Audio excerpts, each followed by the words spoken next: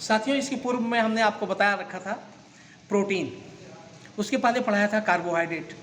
आज हम बताते हैं एंजाइम, जिसे हम बायोकैटालिस्ट भी कहते हैं, जैव उत्प्रेरक।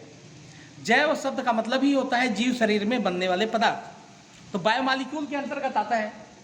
आज हम देखते हैं कि एंजाइम क्या है।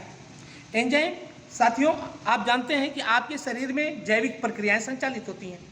तो कोई भी आपके शरीर के अंदर होने वाली कोई भी जैव प्रक्रिया, उपापचय से संबंधित कोई भी प्रक्रिया, या कोई भी आपके शरीर के अंदर चलने वाली जितनी भी प्रक्रियाएं हैं, वह किसी न किसी एंजाइम के द्वारा प्रेरित होती हैं। बिना एंजाइम की क्रियाएं नहीं होती हैं।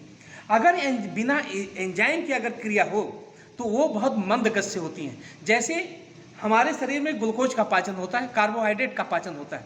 अगर कार्बोहाइड्रेट का पाचन अगर होना है, अगर एंजाइम की अनुपस्थिति में होती है, कम से कम साथियों जो है कि 50 वर्ष समय लगेगा उसके पाचन में। लेकिन हमको तुरंत ऊर्जा चाहिए, तो उसके पाचन के लिए एंजाइम होती है। तो साथियों, हम बताते हैं कि एंजाइम की खोज 1838 में ए पायन ने किया था। ए पायन, और ए पायन ने किस रूप में किया था? डायस्टेज एंजाइम, जिसे हम एमाइलेज भी कहते हैं। एमाइलेज एंजाइम कहाँ पाई जाती है? लार्वा में पाई जाती है, आपके स्लाइवा में। लार्वा नहीं साथियों, सलाइवा में पाई जाती है। तो सलाइवा में ये पाई जाती है, आपके मुख में लार बनता है।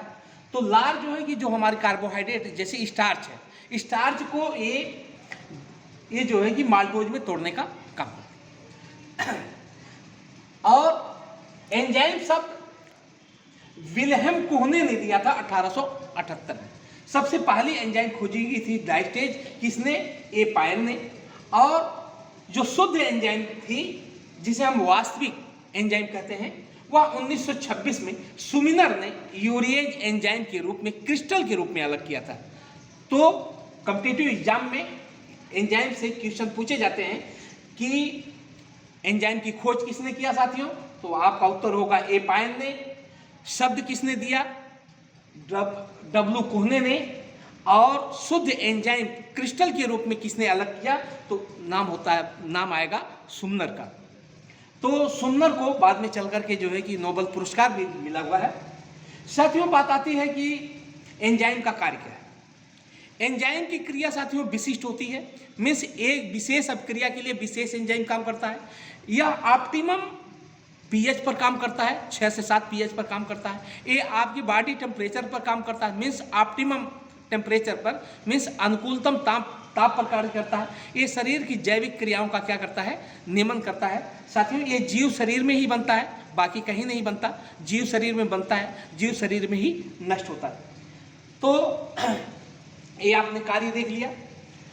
और बात आती है कि इसकी क्रिया विधि क्या है। क्रिया विधि देख लीजिए। क्रिया विधि को बताने के लिए एमिल फिशर 1894 में एक मॉडल दिया, जिसे हम कहते हैं लॉक एंड की मॉडल, ताला चाबी मॉडल कहते हैं। तो ताला के रूप में एंजाइम है।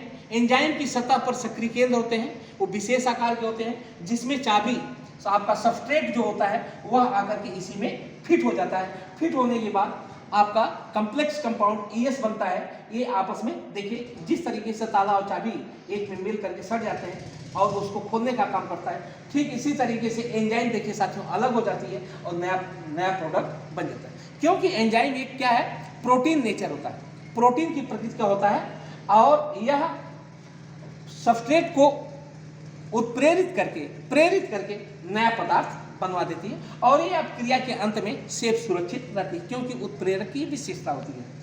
साथियों, जैसे हमने एक चीज बताया कि इसकी अभिक्रिया क्या होती है? विशिष्ट होती है। मीन्स एक एग्जाम्पल देख लीजिए, जैसे आपका हुआ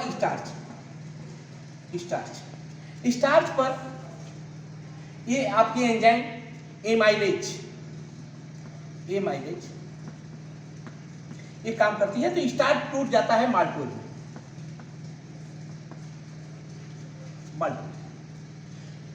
वहीं डायस्टेज एंजाइम भी वो काम करती है। फिर जाके जैसे ग्लूकोज, क्या है? Glucose C6H12 O6। यहां पर जाइमेज एंजाइम, जाइमेज एंजाइम साथियों कहां पाया जाता है? ईस्ट में पाया जाता है, ईस्ट में। ये एल्कोहल में तोड़ देता है, C2H5OH। तो कहने का तात्पर्य है कि कोई भी जैव प्रक्रिया के लिए एक विशेष एंजाइम काम करती है। तो साथियों आप समझ गए होंगे एंजाइम क्या है, एंजाइम आपके शरीर के लिए कितना महत्वपूर्ण है, इसको आप समझ गए होंगे। धन्यवाद। चैनल को लाइक करिएगा, सब्सक्राइब करिएगा और दूसरों को भी शेयर करिएगा ताकि दूसरे लोग भी इसका लाभ ले सकें। धन्यवाद।